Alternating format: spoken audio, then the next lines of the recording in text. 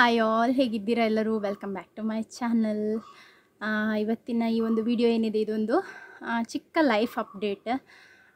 ನಿಮಗೆ ಗೊತ್ತಿರ್ಬೋದು, ನಾನೀಗ ಸದ್ಯದಲ್ಲಿ ವೀಡಿಯೋಸ್ ಅಂದರೆ ಶಾರ್ಟ್ ವೀಡಿಯೋಸ್ ಆಗಿರ್ಬೋದು ಅಥವಾ ಲಾಂಗ್ ವೀಡಿಯೋಸ್ ಆಗಿರ್ಬೋದು ಯಾವುದೂ ಕೂಡ ಹಾಕ್ತಾ ಇಲ್ಲ. ಅದಕ್ಕೆ ಒಂದು ರೀಸನ್ ಇದೆ.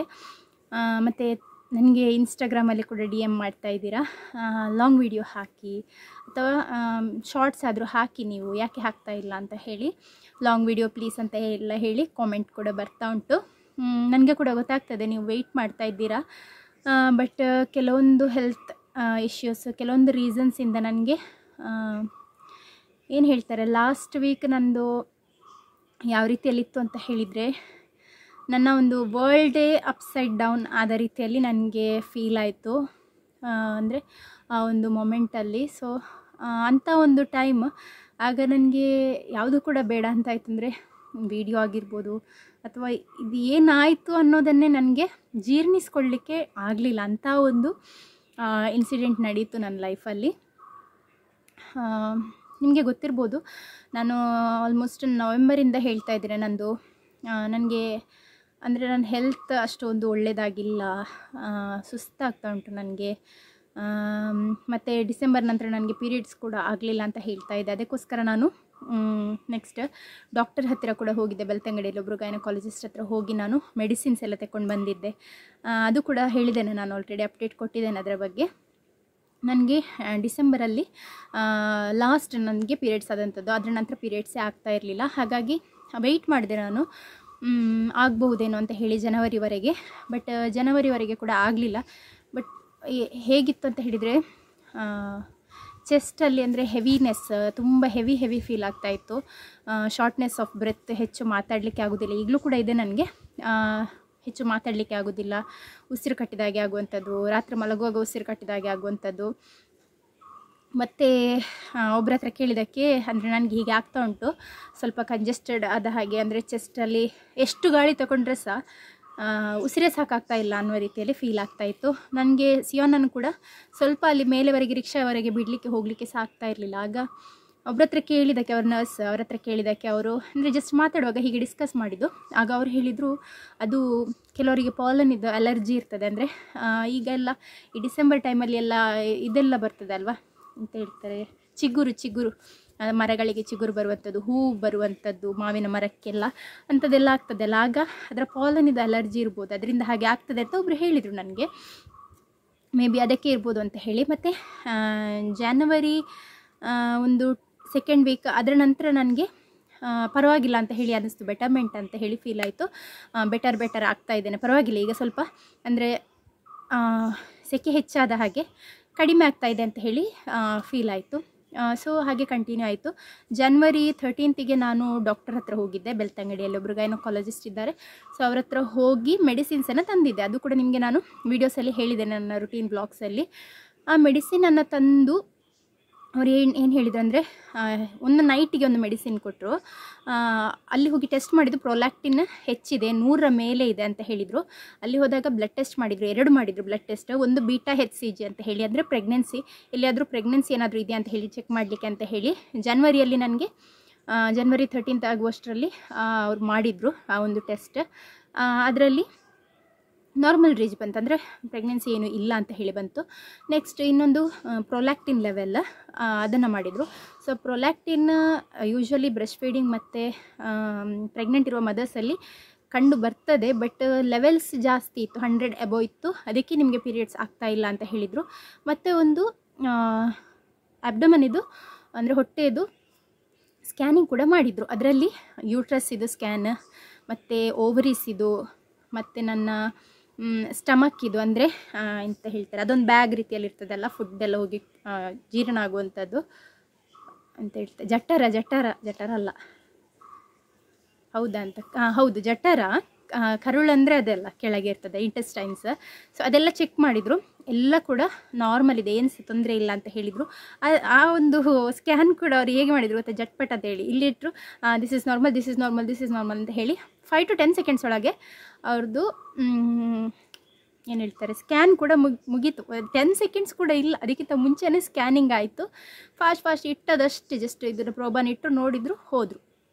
ಆಯ್ತು ಅಂತ ಹೇಳಿ ಒಂದು ರಿಪೋರ್ಟ್ ಕೂಡ ಕೊಟ್ಟರು. ನಾರ್ಮಲಿ ಅವ್ರ ಹತ್ರ ಒಂದು ರಿಪೋರ್ಟ್ ಇರ್ತದೆ ಕಾಣ್ತದೆ, ಅಂದರೆ ನಾರ್ಮಲ್ ಬಂದವರಿಗೆ ಹೇಗೆ ರಿಪೋರ್ಟ್ ಕೊಡು ಅದನ್ನೇ ಒಂದನ್ನು ಪ್ರಿಂಟ್ ತೆಗೆದು ಕೊಟ್ಟರು.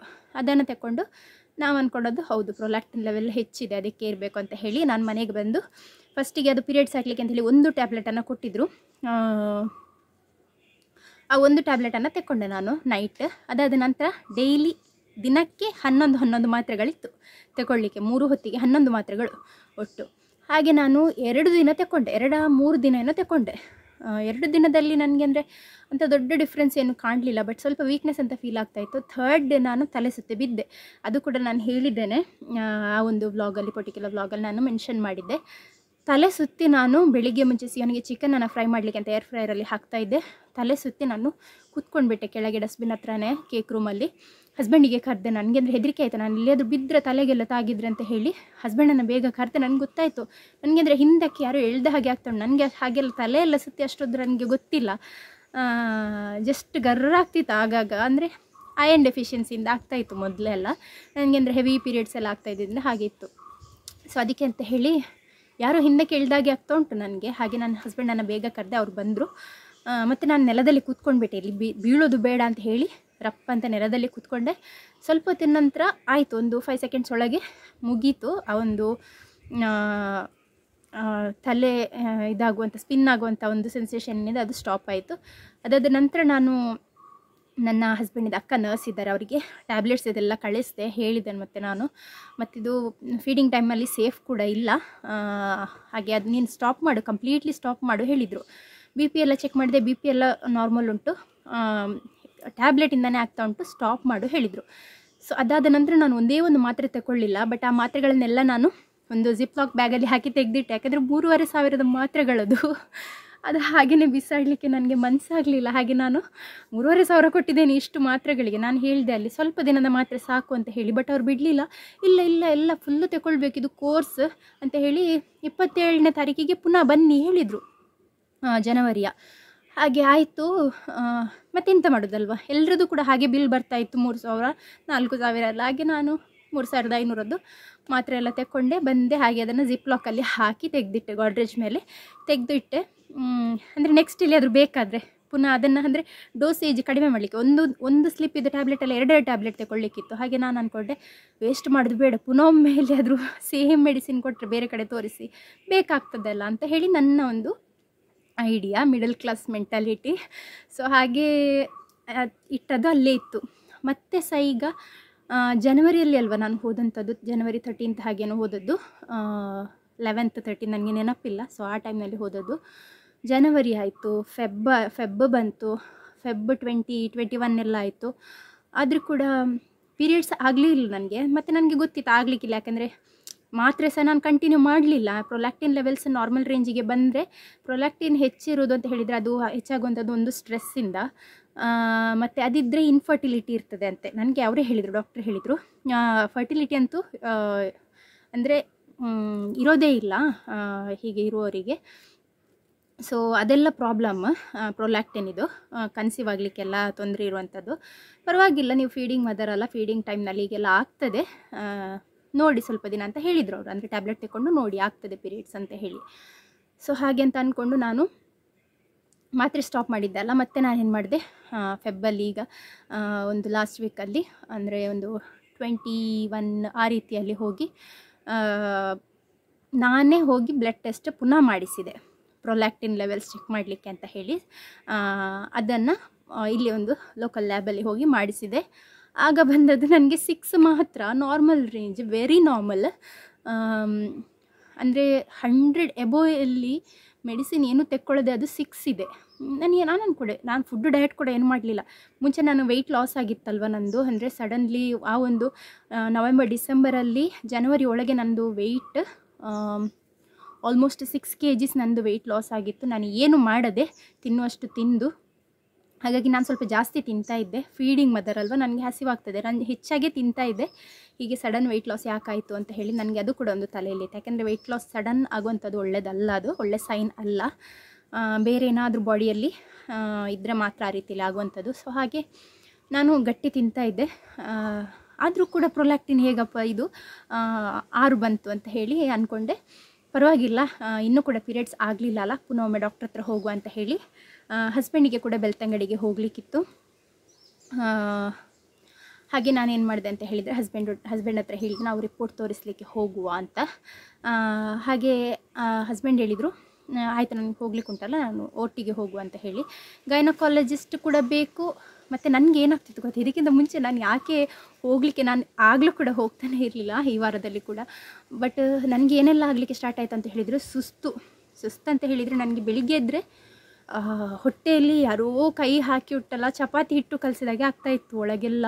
ಮತ್ತು ಹೊಟ್ಟೆ ಎಷ್ಟು ದೊಡ್ಡದಂದರೆ ಸಂಜೆ ರಾತ್ರಿ ಮಲಗುವಾಗಂತೂ ನಾನು ನೋಡಿದರೆ 6 ತಿಂಗಳ ಪ್ರೆಗ್ನೆಂಟ್ ಅಥವಾ 5 ತಿಂಗಳ ಪ್ರೆಗ್ನೆಂಟ್ ಅಂತಲೇ ಹೇಳಬೇಕು, ಅಷ್ಟು ದೊಡ್ಡ ಹೊಟ್ಟೆ. ನಾನು ಹಸ್ಬೆಂಡ್ ಹತ್ರ ಕೂಡ ಹೇಳಿದೆ ಹೊಟ್ಟೆ ಒಳಗೆ ಏನೋ ಉಂಟು, ನನಗೇನೋ ಆಗ್ತಾ ಉಂಟು, ಹೊಟ್ಟೆ ಊದ್ತದೆ ನಂದು. ಬೆಳಿಗ್ಗೆ ಎದ್ದೇಳುವಾಗ ಫ್ಲ್ಯಾಟ್ ಇರ್ತದೆ, ರಾತ್ರಿ ಮಲಗುವಾಗ ಎಷ್ಟು ದೊಡ್ಡದಿದೆ ನೋಡಿ. ಇಷ್ಟು ನನಗೆ ಅಂದರೆ ಅಷ್ಟು ಹೊಟ್ಟೆ ಇಲ್ಲ. ಯೂಶ್ವಲಿ ಫಸ್ಟ್ ಡೆಲಿವರಿ ಆದ ನಂತರ ಕೂಡ ಹೊಟ್ಟೆ ಇತ್ತು, ನನಗೆ ಲೂಸ್ ಸ್ಕಿನ್ ಇತ್ತು, ಬಟ್ ದೊಡ್ಡ ಹೊಟ್ಟೆ ಅಂತ ಯಾವತ್ತೂ ಕೂಡ ಇರಲಿಲ್ಲ. ಸೆಕೆಂಡ್ ಡೆಲಿವರಿ ಆದ ನಂತರ ಕೂಡ ನನಗೆ ಇರಲಿಲ್ಲ ಹೊಟ್ಟೆ ಅಷ್ಟೊಂದು. ಬಟ್ ಇದು ಸಡನ್ನಾಗಿ ಎಷ್ಟೊಂದು ಹೊಟ್ಟೆ ಈ ರೀತಿಯಲ್ಲಿ ಮುಂದೆ ಬರ್ತಾ ಇದೆ, ಏನಾದರೂ ಗ್ರೋತ್ ಇದೆಯಾ ಅಂತ ಹೇಳಿ ನನಗೆ ಡೌಟ್ ಆಗ್ತಾಯಿತ್ತು. ಹಾಗೆ ನಾನು ನೋಡಿದೆ, 1 ವಾರ ನೋಡಿದೆ. ಮತ್ತು ಸೊಂಟ ನೋವು, ತುಂಬ ಸೊಂಟ ನೋವು ಮತ್ತು ಕಾಲು ಮಸಲ್ಸ್ ಎಲ್ಲ ಎಳಿಲಿಕ್ಕೆ ಸ್ಟಾರ್ಟ್ ಆಯಿತು, ಗಂಟು ಎಲ್ಲ ನೋವು ಬರಲಿಕ್ಕೆ ಸ್ಟಾರ್ಟ್ ಆಯಿತು. ಏನು ಫುಲ್ ಬಾಡಿ ಪೇಯ್ನ್, ಏನು ಮಾಡಲಿಕ್ಕೆ ಸಹ ಮನಸ್ಸಿಲ್ಲ, ಏನು ಸಹ ತಿನ್ನಲಿಕ್ಕೆ ಆಗೋದಿಲ್ಲ. ಮತ್ತು ನಾನು ಅಂದ್ಕೊಂಡೆ ಗ್ಯಾಸ್ಟ್ರಿಕ್ ಇರಬೇಕು, ಇದು ಗ್ಯಾಸ್ಟ್ರಿಕ್ಕಿಂದ ಹೀಗೆ ಆಗ್ತಿದೆ ಅಂತ ಹೇಳಿ ಬೆಳಿಗ್ಗೆ ಎದ್ದ ಕೂಡಲೇ ಗ್ಯಾಸ್ಟ್ರಿಕ್ ಟ್ಯಾಬ್ಲೆಟ್ ತಗೊಳ್ತಾ ಇದ್ದೆ. ಅದರಲ್ಲಿ ನನಗೆ ಸ್ವಲ್ಪ ರಿಲೀಫ್ ಸಿಕ್ತು ಬೆಳಿಗ್ಗೆದಂದರೆ. ಆ ಒಂದು ನಾಶಿಯಾ ಫೀಲ್ ಆಗುವಂಥದ್ದು, ಬ್ರೇಕ್ಫಾಸ್ಟ್ ತಿನ್ನಲಿಕ್ಕೆ ಬಿಡಿ ನನಗೆ ಮಾಡಲಿಕ್ಕೇ ಆಗ್ತಾ ಇರಲಿಲ್ಲ. ಹಾಗೆ ನಾನೇನು ಮಾಡ್ತಾಯಿದ್ದೆ ಅಂದರೆ ಪ್ರೀ ಪ್ಲ್ಯಾನ್ ಮಾಡಿ ಹಿಂದಿನ ದಿನ ರಾತ್ರಿಯೇ ಮಾಡಿ ಇಟ್ಕೊಳ್ತಾ ಇದ್ದೆ. ಅಂಥದ್ದು ಅಂದರೆ ಬೋರಿಂಗ್ ಬ್ರೇಕ್ಫಾಸ್ಟನ್ನೇ ಮಾಡ್ತಾಯಿದ್ದೆ, ಹೊಸದಾಗಿ ಏನು ಫ್ರೆಶ್ ಮಾಡಲಿಕ್ಕೆ ಹೋಗ್ತಿರಲಿಲ್ಲ. ಯಾಕೆಂದರೆ ನನಗೆ ಆಗ್ತಾನೇ ಇರಲಿಲ್ಲ, ಏನೋ ಒಂಥರ ಆಗ್ತಾಯಿತ್ತು.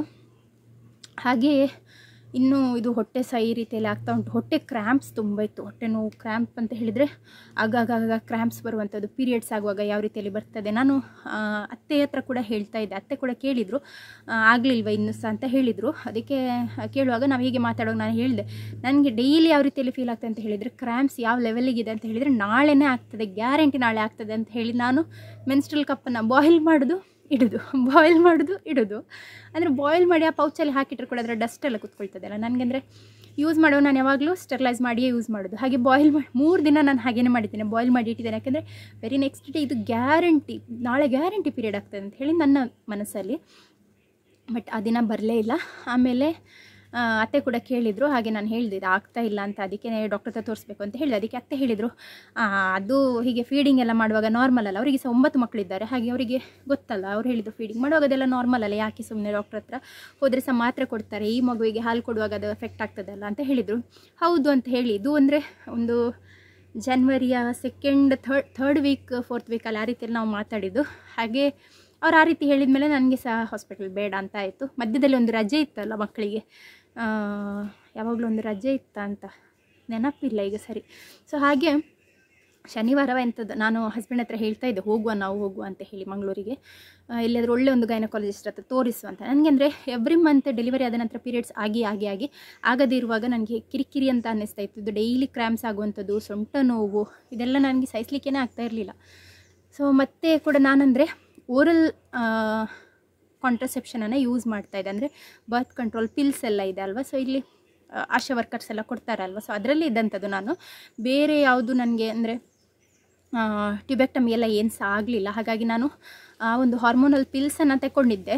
ಅದೊಂದು ಕೋರ್ಸ್ ಇದೆ ಅಲ್ವಾ, ಫಸ್ಟ್ ಮಂತ್ ಎವ್ರಿ ಮಂತ್ ಇದು ಫಸ್ಟ್ ವೀಕಲ್ಲಿ ತಗೊಳ್ಳಿಕ್ಕೆ ಆ ರೀತಿಯಲ್ಲಿ. ಸೊ ಅದು ನನಗೆ ಆಶಾ ವರ್ಕರ್ ಕೊಟ್ಟಿದ್ದೆ, ಅದನ್ನು ನಾನು ತಗೊಳ್ತಾ ಇದ್ದೆ, ಕರೆಕ್ಟ್ ಟೈಮಲ್ಲಿ ತಗೊಂಡಿದ್ದೆ. ಹಾಗೆ ಅಂತ ಹೇಳಿ ಅದರಿಂದ ಇರ್ಬೋದಾ, ಹಾರ್ಮೋನಲ್ ಟ್ಯಾಬ್ಲೆಟ್ಸ್ ಇದೆ ಅಲ್ಲ, ಸೊ ಅದರಿಂದ ಏನಾದರೂ ಇರ್ಬೋದು ಅಂತ ಹೇಳಿ ಹಾಗೆ ಕೂಡ ಅಂದ್ಕೊಂಡ್ವಿ. ಹಾಗೆ ಇದು ಹೊಟ್ಟೆ ನೋವು ಜೋರಾದಾಗ ನಾನು ಹಸ್ಬೆಂಡ್ ಹತ್ರ ಹೇಳಿ ಮತ್ತೆ ಹೊರಟದ್ದು ನಾವು ಹಾಸ್ಪಿಟ್ಲಿಗೆ. ಇಲ್ಲಾಂದರೆ ನಾನು ಹೋಗ್ಲಿಕ್ಕೇ ಇರಲಿಲ್ಲ, ಹೊಟ್ಟೆ ಸಹ ಊದಿದಾಗೆ ಆಗುವಂಥದ್ದು, ನೋವು, ಡೈಲಿ ಕಿರಿಕಿರಿ ಬೇಡ, ಹೋಗುವ ಅಂತ ಹೇಳಿ ಹೊರಟ್ವಿ. ಹೋಗುವಾಗ ಸ್ಕ್ಯಾನಿಂಗ್ ಸೆಂಟರ್ಸ ನೋಡಬೇಕಲ್ವ, ಸ್ಕ್ಯಾನಿಂಗ್ ಎಲ್ಲಿದೆ ಅಂತ ಹೇಳಿ ನಾನೆಲ್ಲ ಗೂಗಲಲ್ಲಿ ಚೆಕ್ ಮಾಡಿ ನೋಡಿದೆ. ಹೋಗುವ ಹಿಂದಿನ ದಿನ ಸಂಜೆ ನಾನು ಕಾಲ್ ಮಾಡಿ ಕೇಳಿದೆ, ಜ್ಯೋತಿ ಹಾಸ್ಪಿಟಲಲ್ಲಿ ಕೇಳಿದೆ, ಗೈನಕಾಲಜಿಸ್ಟ್ ಇದ್ದಾರೆ, ಅವರು ಒಂದೇ ದಿನ ಬರೋದಂತೆ, ಅದು ಕೂಡ SDM ಇಂದ ಬರೋದು.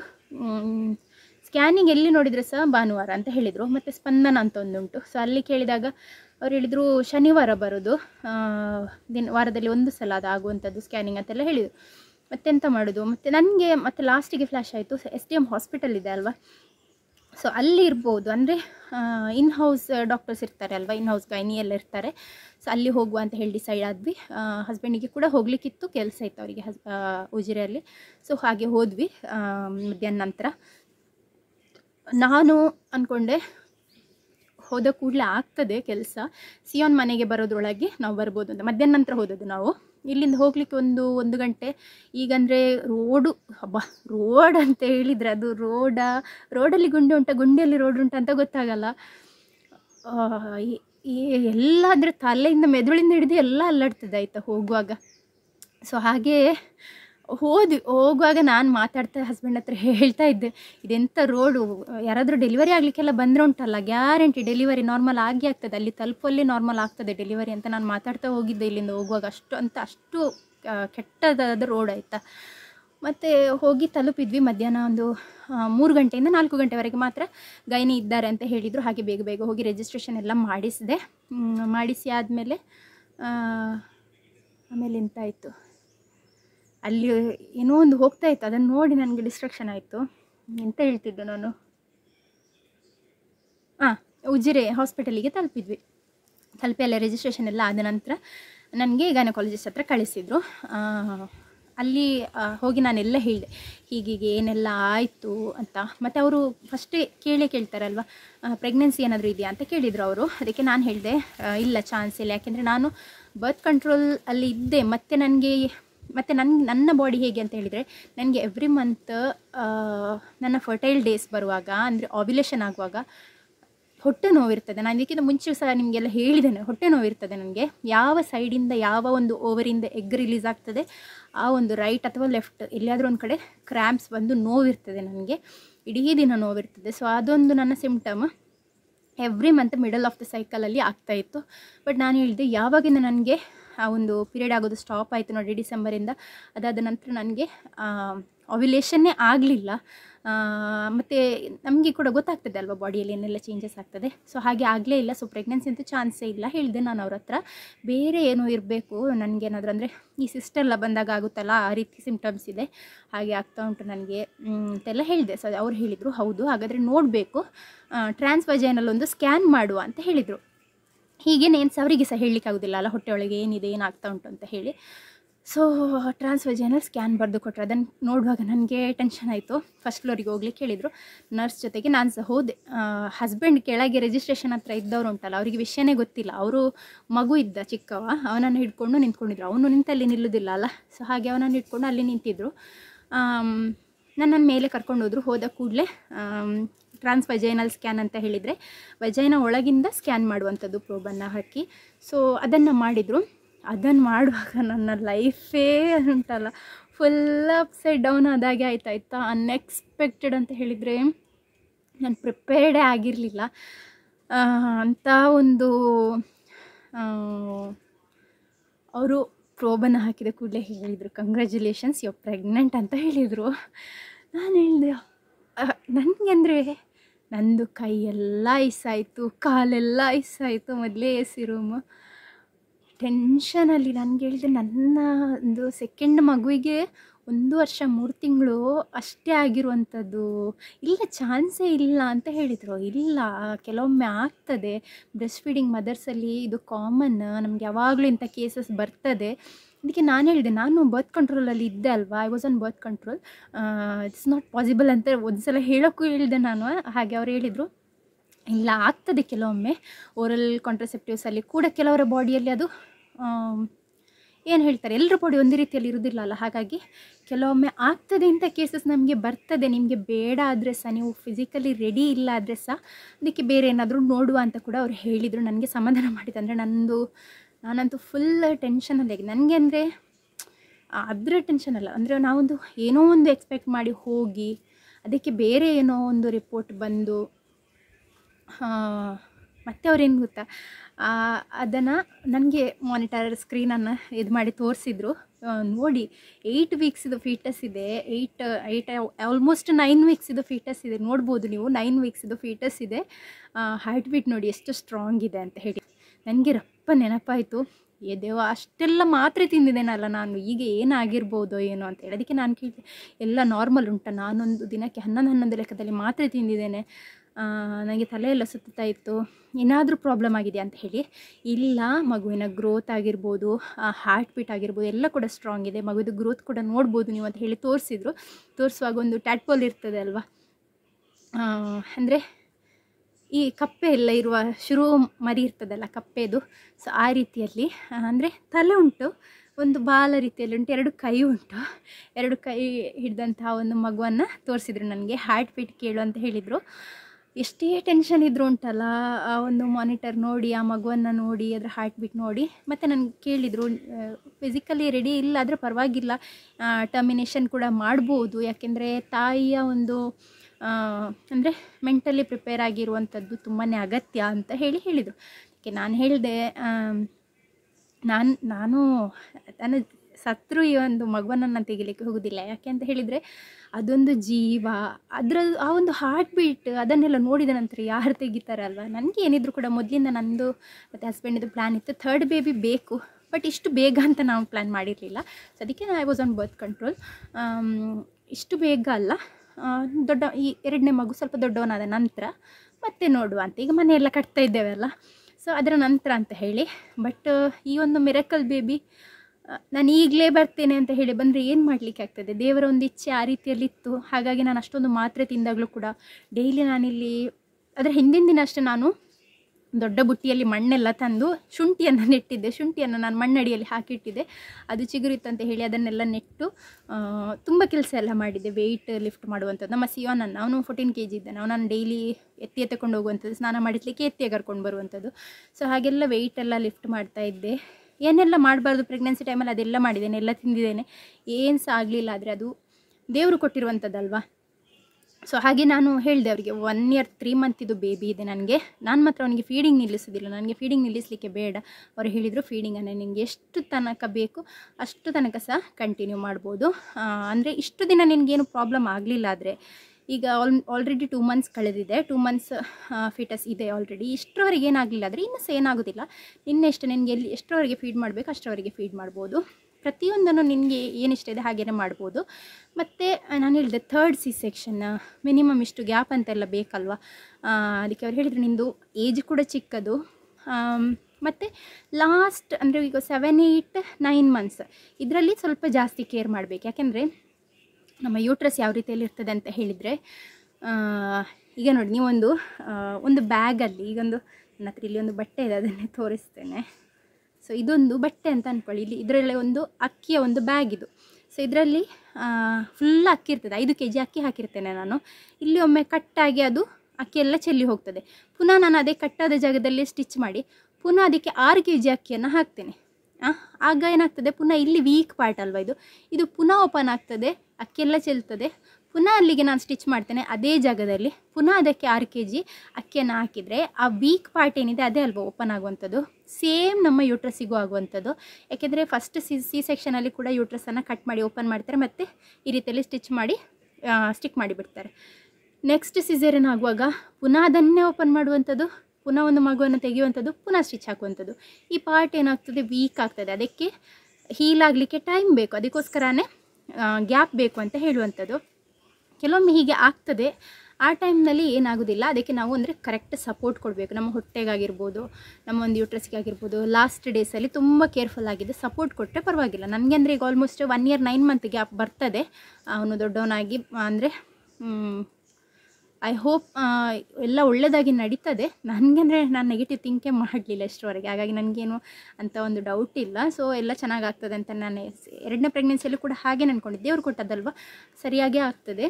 ಸೊ ಎಲ್ಲ ಕರೆಕ್ಟಾಗಿ ಆದರೆ ಫುಲ್ ಟರ್ಮ್ ನನಗೆ ಕ್ಯಾರಿ ಮಾಡಬೇಕಾದ್ರೆ ಜಾಗ್ರತೆಯಿಂದ ನಾನು ಕ್ಯಾರಿ ಮಾಡಬೇಕು, ನನ್ನ ಹೆಲ್ತ್ ಕೂಡ ನೋಡಬೇಕು. ಯಾಕೆಂದರೆ ಯೂಟ್ರಸ್ ರಪ್ಚರ್ ಆಗುವಂಥ ಚಾನ್ಸ್, ಪ್ರಿಮೆಚ್ಯೂರ್ ಡೆಲಿವರಿ ಆಗುವಂತಹ ಚಾನ್ಸಸ್ ಜಾಸ್ತಿ ಇರ್ತದೆ.